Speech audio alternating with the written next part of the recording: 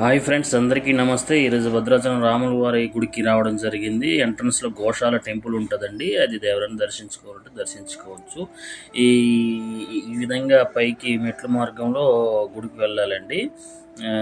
సైడ్లో చూడండి, చిత్రకూటమని ఉంటుంది, టీవీ లైవ్లో చూపిస్తారండి.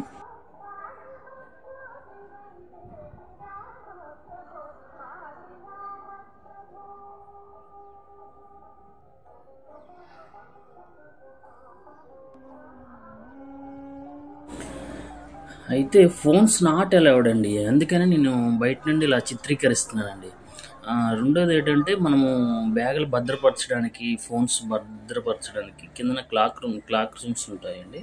అదేవిధంగా దర్శనం అయినాక ఎవరైనా రాముల వారి దర్శనం అయినాక ఎవరైనా నిత్య కళ్యాణం జరిపించుకోవాలనుకుంటే 1000 రూపాయలు టికెట్ తీసుకొని నిత్య కళ్యాణం జరిపించుకోవచ్చు. నిత్య కళ్యాణం ఎప్పుడు జరుగుతూ ఉంటాయండి.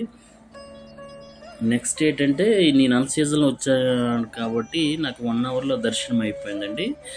సీజన్లో వచ్చేటట్లయితే ముందుగానే టికెట్స్ రిజర్వేషన్ చేసుకోవాలి. దర్శనం టికెట్లు, రూమ్లు చాలా క్రౌడ్ ఉంటుందటండి.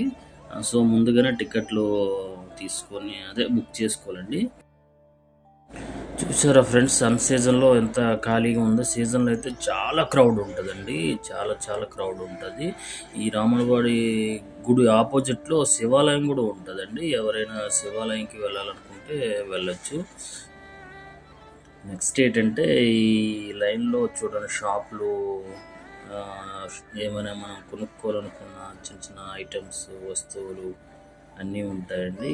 ఈ మార్గంలో స్ట్రైట్గా వెళ్తుంటే మనకి కరకట్ట మార్గం ఉంటుందండి. స్ట్రైట్గా వెళ్తే గోదావరి నది ఇలా ఉంటుందండి. ఇక్కడ కళ్యాణ కట్ట కూడా ఉంటుంది. పుష్కరాల రోజుల్లో ఫుల్ క్రౌడ్ ఉంటుందండి ఇక్కడ. రెండోది ఏంటంటే, ఇక్కడ మనం ఎవరైనా దర్శనానికి వచ్చేటప్పుడు ఇక్కడ ఈ నదిలో స్నానం చేసి దర్శనం చేస్తారండి. ఈ కట్ట పైన నవగ్రహ ఆలయం, గణపతి ఆలయం కూడా ఉన్నాయండి. అదేవిధంగా ఇక్కడ చూడండి, ఉచిత భోజనం అని ఉంటుందండి. మనకి ఇక్కడ దర్శనం అయినాక ఆపోజిట్లో మన టోకెన్స్ ఇస్తారు. మనకి ఫ్రీ భోజనం అని, అన్నప్రసాదం అంటారు కదా, ఇక్కడ ప్రతి గుడిలో జరిగేటట్లు ఇక్కడ కూడా ప్రతిరోజు నిత్య అన్నప్రసాదం జరుగుతుందండి. ఫ్రీగానే జరుగుద్ది.